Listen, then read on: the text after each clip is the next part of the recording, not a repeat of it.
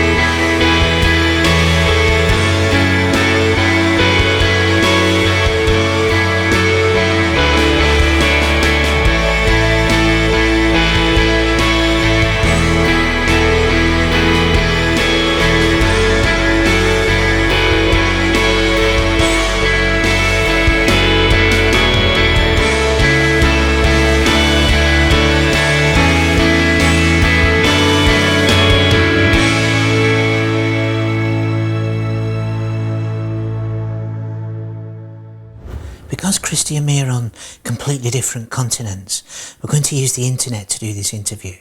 Hola, Cristy. Thank you for agreeing to do this interview. Oh, hello, Helen. I'm thrilled to be interviewed by you. I'll start by asking you, when did your cross-dressing begin? Well, it is believed that much like transsexuals, cross-dressers are born like that. So I guess my cross-dressing began when I was born. I have memories that go as far back as to when I was 3 years old.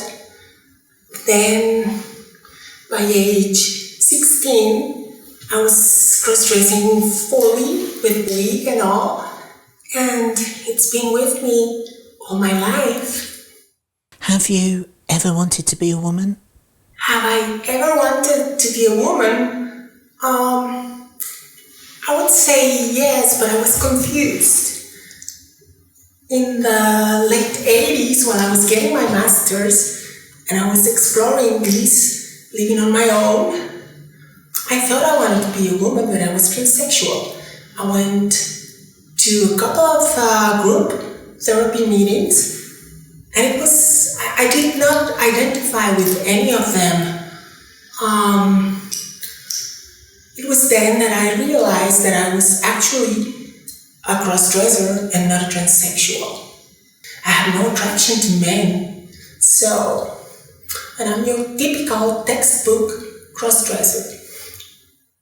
Did you ever struggle with your desire to cross-dress as a woman?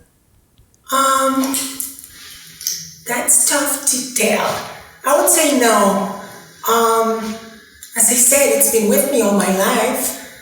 I came to embrace it as a part of me. I didn't understand why I had this strong need to do this, and thought I was the only one, like many of us.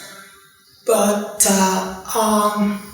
no, I would say the only thing that was a struggle for me is keeping it from friends and family are not being discovered. So I would say that would be it. Today I embrace it. I know it's a part of me, an integral part of my true self. And fortunately, my wife understands. Do you become a woman when you're Cristy? Well, Helen, for me, cross-dressing is an art. The art of a regular Joe becoming a regular Jane to the best of his ability. When I'm dressed, for some reason, once the transformation is complete, I just can't act like a male. My many reasons, my need to walk, my gestures become somehow feminine, and I don't have to force them. They come out naturally, but I'm always conscious that I'm a man. I say that I have this little pilot that is my male self, who's always controlling Cristy's movements so that she doesn't get in trouble. Would you ever want to transition into being a woman full time? Are you kidding me? Oh no. I have so much fun being male and being Cristy when I have a chance. It takes so much effort to become this person you see in front of you. So I don't think I would be able to do it full time. Besides, I'm happy as a family man. That's the most important thing in my life. So I would never, ever consider transition. What are the positive aspects about being a transvestite? Basically, we have this particular hobby that gives us so much pleasure and a sense of relief. It's like playing golf for some, but the difference is that here we always do well, we always have fun, we're always relaxed. So that would be the main positive aspect. There are many others. Well, my wife says that she's happy to have a husband who goes shopping with her with no problem and never complains about how much clothes she buys. What are the negative aspects about being a transvestite? Negative aspects? I would like to say no, but yes, there are some. I often wonder what would have been of me as a professional if I didn't have this distraction bothering me a lot of the time. I'm sure that that's the case for many, and but if I had to be born again, I would love to be born as the person I am and being a cross-dresser. It's awesome. What is the attitude towards transvestites in South American society? Latin American countries have a reputation for being chauvinistic and ruled by males. So many would think that these are the countries that are among the top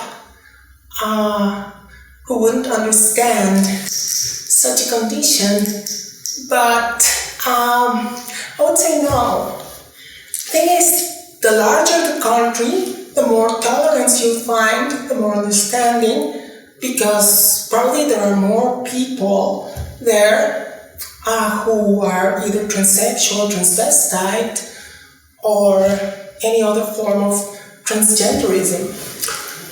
I would say that in my country, it's a small country, so many people are ignorant, and if you dress as a woman, you must certainly have to be gay, which is not the case, as we know, but You see countries like Brazil, Mexico, Colombia, Venezuela, people that are more tolerant. They have pageants, they have many famous transsexuals that are known around the world as models, as actresses, etc. So I would say, well, yeah, we are thought of different, but people tend to think that if you're a transvestite, that you look gross as a woman. But I'm sure that once they see a male transformed, especially if it's a regular male, a regular Joe transformed into a passable woman, they are amazed and want to learn more about it. How do you feel when you wear makeup, lingerie, high heel shoes, women's dresses, female clothing? How do you feel? For me, wearing makeup, wigs, fake boobs, fake lashes, and female clothing is, as I said, an activity that gives me a lot of pleasure, a lot of relaxation, and I feel relieved.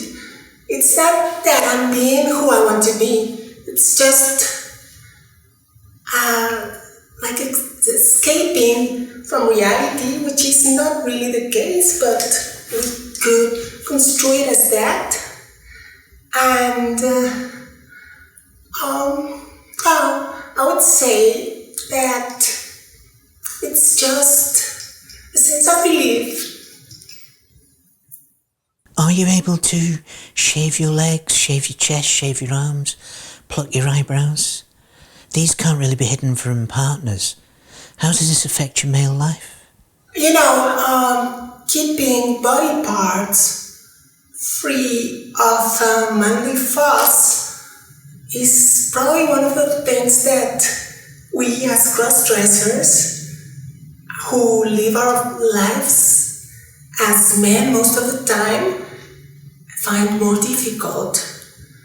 I'd love to keep my chest, underarms, legs, and probably the whole body shaved, but my wife likes his man fuzzy, so I can't do it. I do it on rare occasions, like right now that I'm attending Southern Comfort in a couple of weeks. I'll fully shave, and that's probably one of the things I'm looking forward the most, besides meeting with wonderful friends.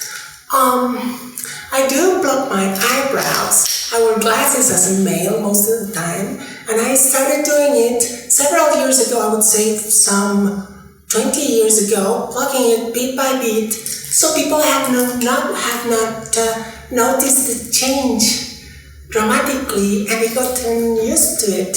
I have long brow hairs that go straight, so they look rather masculine. So when I dress, I glue them together with fake lashes glue, and I get very good results with that. Right now I don't have any body parts shaved. I will do them before flying to Atlanta, and well, it feels great, I know, but I have to respect my wife's wishes. I don't care about what people think. I care about what my loved ones think. Are you happier appearing as a man or as a woman? Am I happier as a man or as a woman? I'm a man, and I'm happy as a man. I'm happier as a man who occasionally can wear women's clothes and all the gadgets there are to make women look more beautiful and men look like women. Yes, I would say that in a selfish way, I would feel more liberated as Cristy, but I'm happy as a family man. I love my wife and children. I wouldn't change that, for being the most beautiful woman in the world. And I mean it. So, no, I would say I'm happy as a family man, as a professional, as a male. But I love the fact that I can become a woman or look like a woman, I should rather say, every now and then.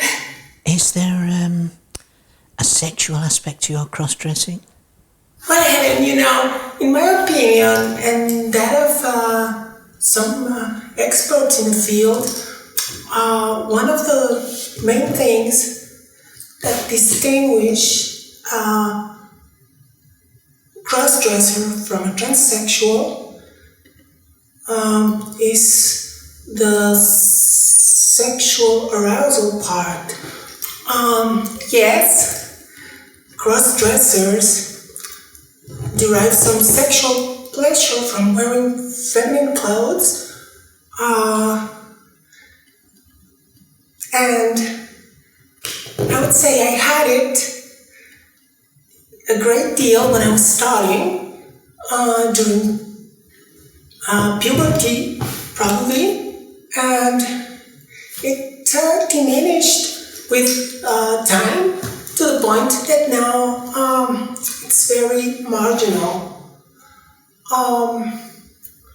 So yes, I'm a heterosexual cross-dresser, and therefore, yes, derive some arousal and sexual excitement from looking at myself in the mirror transformed into a woman. Do you find other transvestites attractive? No, definitely not. There's a lot of confusion in that. I have a theory about it, and I wrote something about it also in a blog I used to have at Yahoo 360. My theory is that by the same token that we get aroused when dressed, we get a similar reaction when we see somebody else, a male, transformed into a woman. So I would say that the attraction is not towards the person, but towards the transformation. It is, how can I put it? It's the fact that a male can look so much as a woman, what cross-dressers find interesting, whereas I would say fetishists are more oriented towards a particular piece of garment, but I appreciate a good transformation, and I can tell if the person performing it is attractive or not, but I'm not attracted to the person. I hope that it's understandable. I think you look totally gorgeous as a woman, very beautiful. That must be very satisfying. How does it feel to have your female image admired by men and other transvestites? Well, thank you, Helen. You're so sweet, too kind. In this craft, as in many others, it's all about smoke and mirrors, and lots of practice. I've had a lifetime of practice in this. It's also about finding an image with which you feel comfortable as a female persona, and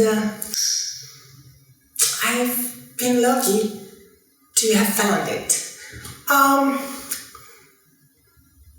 I would say that any man that finds a cross-dresser or transsexual attractive, knowing it is a man or used to be a man, is probably a cross-dresser himself. I would say that most admirers out there are cross-dressers who are not able to cross-dress for one reason or the other and find pleasure or a substitute in watching other people do it. So, having said that, I like a compliment. I like compliments on my craft, on the transformation I did.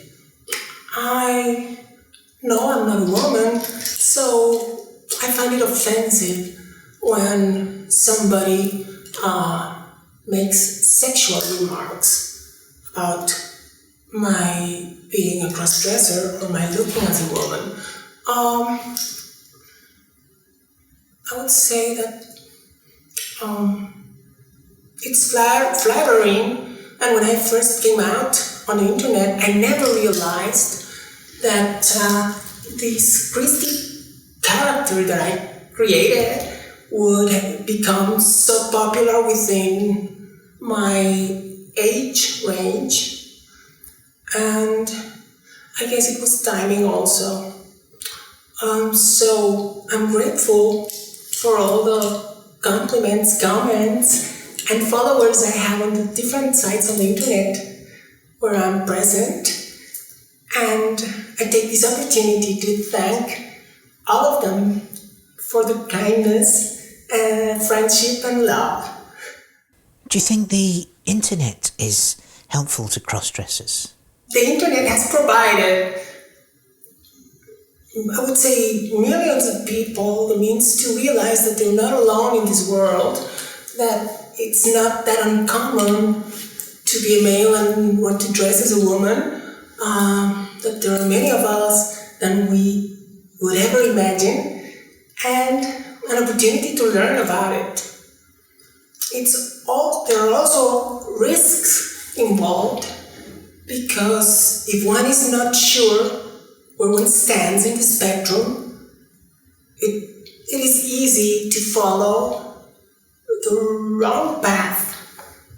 For instance, when I was exploring back in the late 80s, there was no internet, but I would read every book I found about cross-dressing and transsexualism at the psychology library of the university, and I got more confused than finding my place. So, with all the things that are out there, it is easy for a young person to get lost. And this is one of the main reasons I decided to be more active on the internet, to give the world a view that not all cross-dressing has sexual content, that not all cross-dressing is pornography.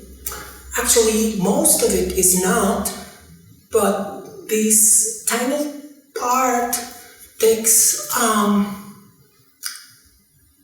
most of the space there is on the internet. So there's a legion of us who have dared to be out there and show the world that there are other types of men who dress as a woman. What's your view on the use of Photoshop enhancements on transvestite photos? Oh, that's a cool question. What's real and what's not real?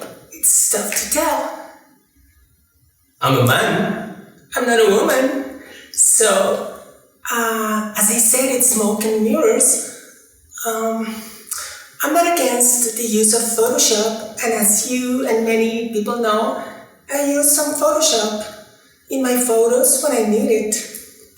For instance, I know that I can produce a very good cleavage when shaved and taped, so why not simulate one when I'm not able to shave my chest? I know I would be able to shave my legs if my wife allowed it, and I do it on rare occasions. So when I take photos on skirts and I'm not wearing hose, I have to touch them up. Fortunately, I'm not an ape. I don't have that much hair, but it's noticeable. So I don't mind. Even before coming out on the internet, I used to play what I called virtual crossdressing. I still have this Cristy with vitamin P page on Flickr where I superimpose my face on top of other real and gorgeous girls' bodies. But that doesn't mean that I'm lying, because I'm telling all the time. I mean, I have that separate place for that. I also have my regular Flickr, and whenever I post a photo that's been touched up, I make a note. With legs I don't do, but with cleavage I do, because that's more significant.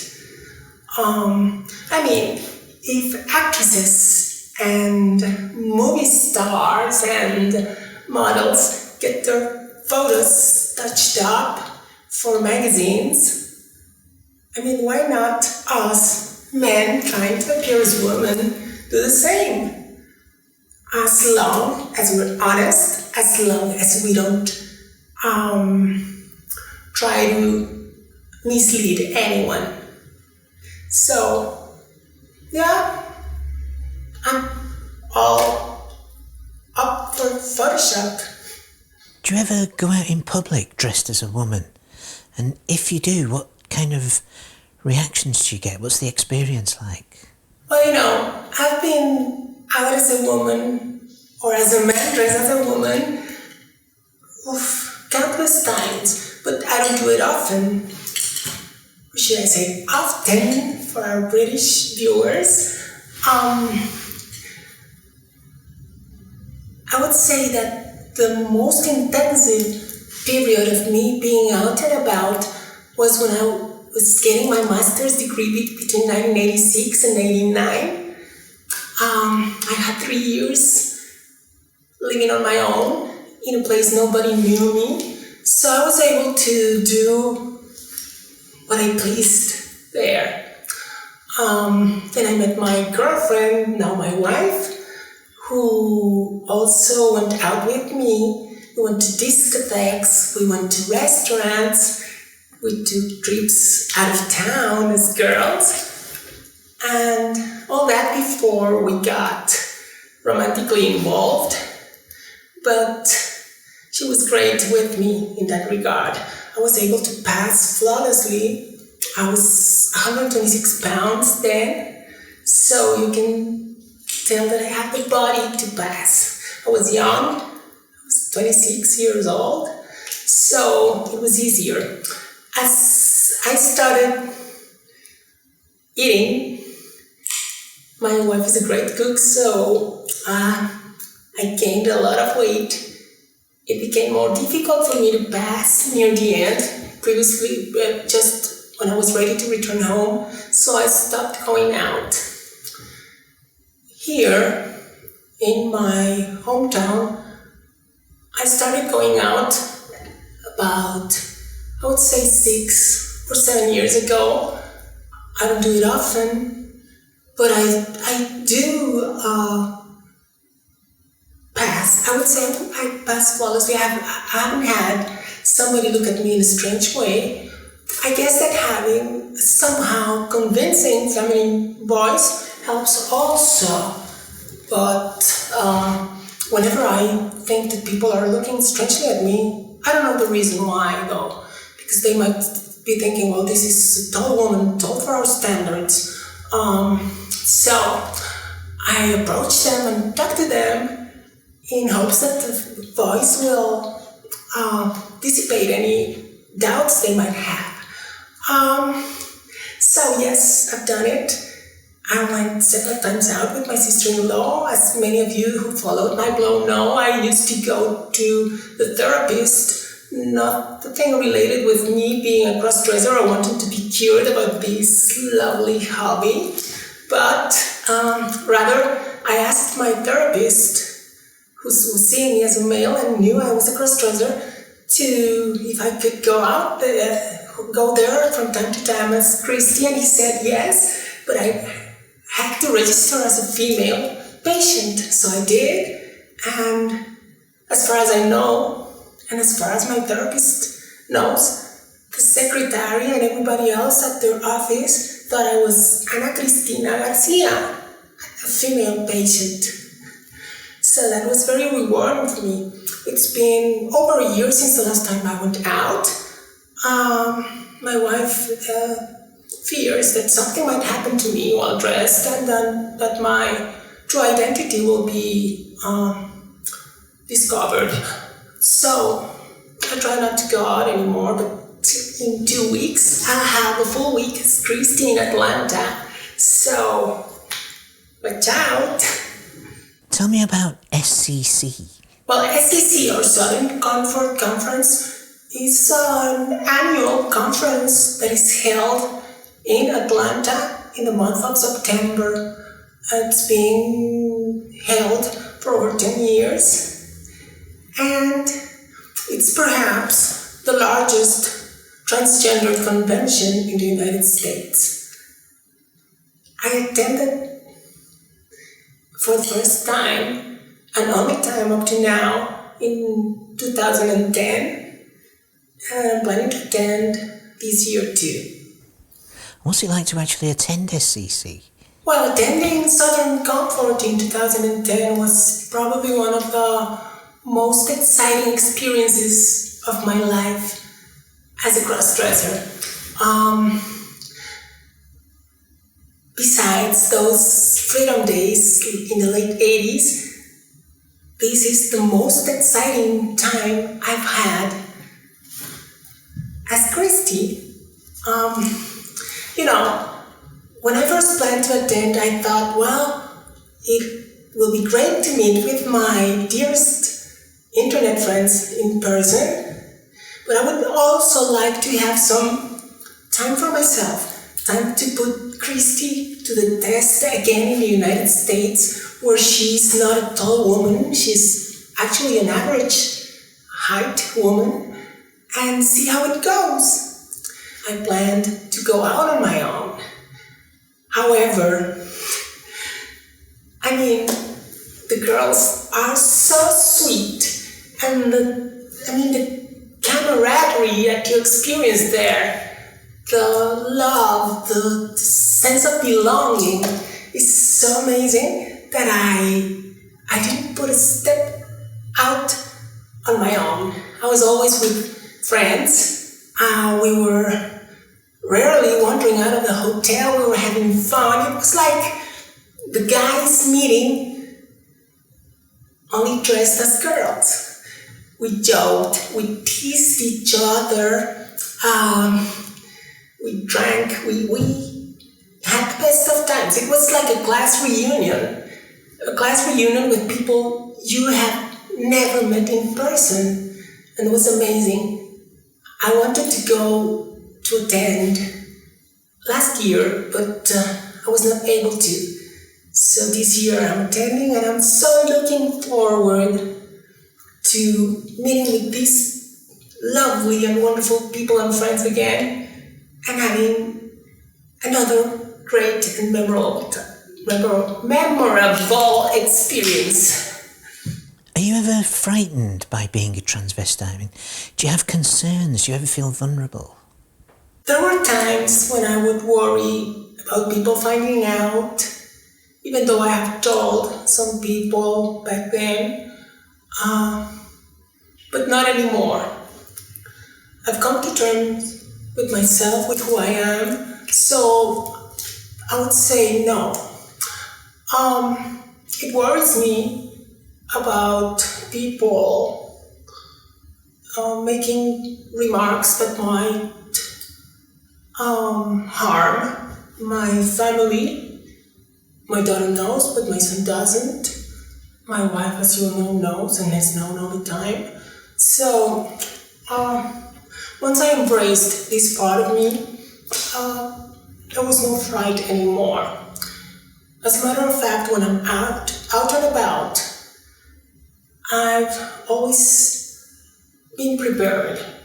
And if somebody confronts me or tells that I'm a male, I would try to explain to him or her what this is all about.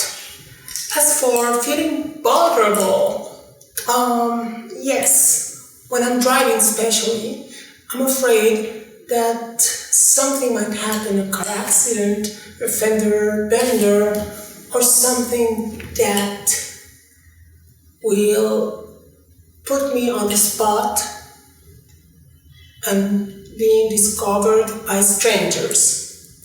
So that would be the only concern I have in that regard. Is your cross-dressing a secret, or are you open about it? I'm open to most of my family and most of my wife's family. They know I'm a cross-dresser.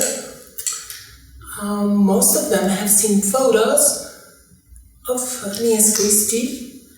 My mother, wife, and sister have seen me in person as Cristy. But it's a secret. And a family and a few people like my therapist, nobody knows and nobody suspects. My counterpart, my male persona is quite masculine, not a macho, but would never give a sign of being effeminate. So this is what makes all this amazing, you know? This is a guy, a regular Joe, playing a girl and trying to do it the best he can. So, yeah, it's a secret, one that I'm prepared to deal with if it comes out, but the people who knows, most of them have been picked by me. What advice would you offer to newly emerging and closeted transvestites? My advice to somebody who's newly discovering that he is a cross-dresser would be to read about it, learn about it, find the facts, make sure where he stands, and accept and embrace it as a part of his life.